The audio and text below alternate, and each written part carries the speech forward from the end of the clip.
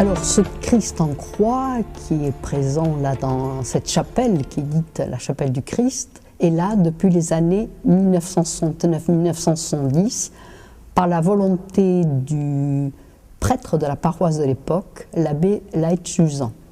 Et c'est un don d'une paroissienne, Jacqueline Daramont, qui a permis la venue de ce Christ en croix. Elle l'a acheté à un antiquaire de Saint-Sébastien, M. Cruz.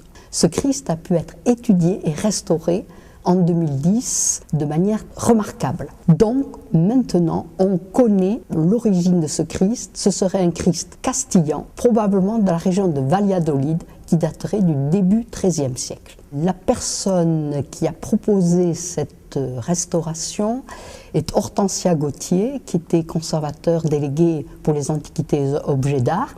C'est un Christ qui avait été inscrit au titre des monuments historiques depuis 1982 par arrêté préfectoral. Elle connaissait l'existence de ce Christ, bien sûr, comme de l'ensemble des objets mobiliers ici dans cette église qui sont devenus propriété de la commune, et à ce titre-là, elle a proposé ce Christ pour cette restauration très poussée. Visiblement, le Christ en croix ici est le premier objet qui entre dans une campagne de restauration de l'ensemble des objets mobiliers de cette église.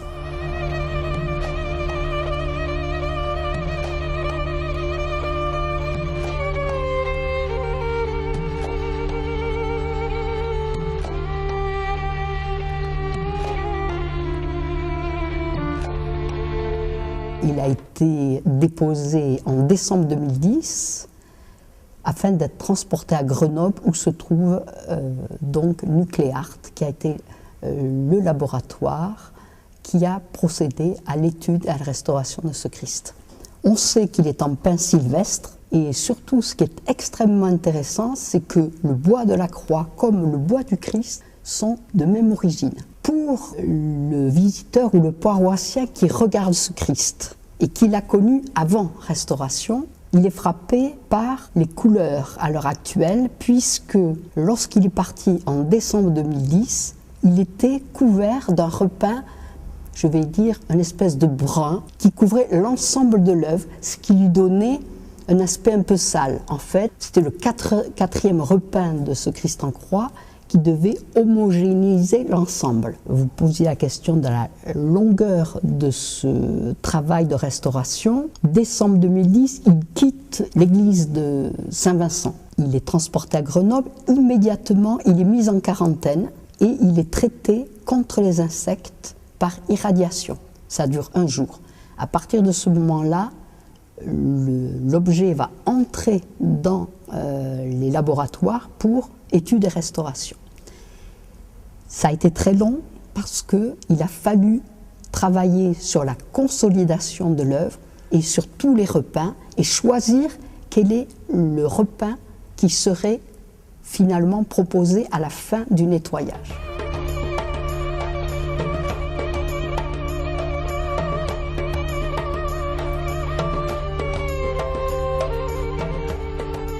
Lors du travail de restauration par Muriel Ouari, elle a pu retrouver 20% de la polychromie d'origine. Et cette polychromie était somptueuse début XIIIe.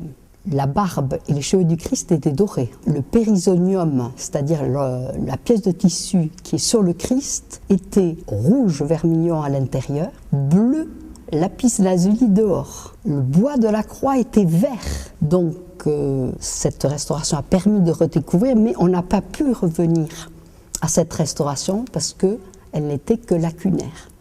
Finalement, le Christ tel qu'on le voit aujourd'hui, c'est un repeint 19e siècle qui a été retrouvé. Donc c'est extrêmement intéressant. Et par rapport au visage du Christ, on voit qu'il y a 4 points de sang. Au XIIIe siècle, ça ne figurait pas. Nous sommes au début XIIIe, nous sommes à la charnière là, de l'art roman et de l'art gothique. Même à l'heure actuelle, on se rend compte que la rigidité du corps, ça, je vais dire que c'est encore de l'art roman. Par contre, on est déjà dans le gothique avec le côté penché de la tête, également les pieds croisés. Donc on est à la charnière de l'art roman et de l'art gothique et c'était un Christ avec une polychromie extraordinaire. Maintenant, on est revenu à une polychromie plus douce et visiblement les 4 points de sang sur le front ont été rajoutés au XIXe siècle. Ce n'est pas un Christ souffrant, c'est un Christ serein. Regardez, il a les yeux mi-clos, ou pratiquement clos, il a un visage qui respire la sérénité, pas la souffrance. Là aussi, on est à la charnière entre le roman et le gothique. C'est une pièce exceptionnelle ici.